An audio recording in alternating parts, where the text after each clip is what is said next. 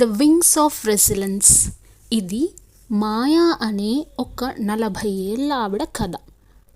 ఆవిడ 40 ఏళ్ళు ఉండగా ఆవిడ భర్తని రాజాని కోల్పోతుంది. అంటే రాజా చనిపోతారనమాట.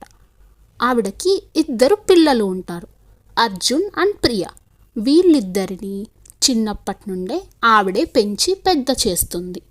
వీళ్ళిద్దరికి ఏవైనా చదువులో సందేహాలు వచ్చినా, లేకపోతే ఏమైనా అప్లికేషన్ చేయడం అర్థం కాకపోయినా, అంతేకాకుండా ఇంకా ఎటువంటి సందర్భాలలో అయినా ఎలాంటి సమస్యలు వచ్చినా తన భర్త లేకపోయినా సరే తన 2 పిల్లల్ని ఎంతో జాగ్రత్తగా చూసుకుంటుంది.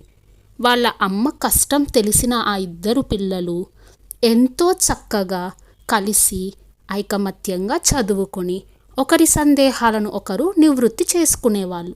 అలా వాళ్ళిద్దరూ పెరిగి పెద్దవాళ్ళయ్యి వాళ్లకు నచ్చిన పొజిషన్స్లో నిలబడతారు. వాళ్ళ అబ్బాయి అర్జున్ బాగా చదువుకొని చార్టెడ్ అకౌంట్ అవుతాడు. ఒక మంచి కంపెనీలో CAగా జాయిన్ అవుతాడు. వాళ్ళ కూతురు ప్రియ బాగా చదువుకొని చిన్నప్పటి నుండే సాఫ్ట్వేర్ మీద ఎంతో ఆసక్తి ఉండడంతో సాఫ్ట్వేర్ ఇండస్ట్రీలో సాఫ్ట్వేర్ ఇంజనీర్గా జాయిన్ అవుతుంది. ఇలా 2 మాయా పిల్లలు అర్జున్ ఇంకా ప్రియ వాళ్ళ వృత్తిలో ఎంతో గొప్పగా రాణిస్తూ ఉంటారు.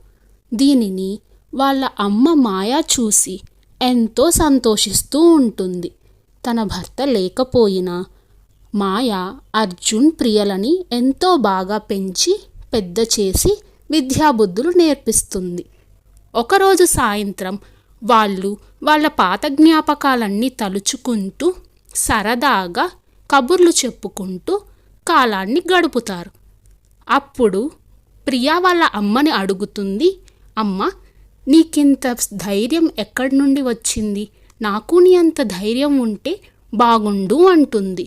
అప్పుడు అర్జున్ అంటాడు, ధైర్యం అనేది మనం ఎదుర్కొనే సమస్యల ద్వారా మనకు కూడా వస్తుందని.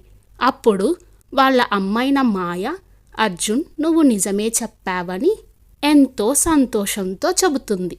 ఇది ద వింగ్స్ ఆఫ్ రెసిలెన్స్ కథ.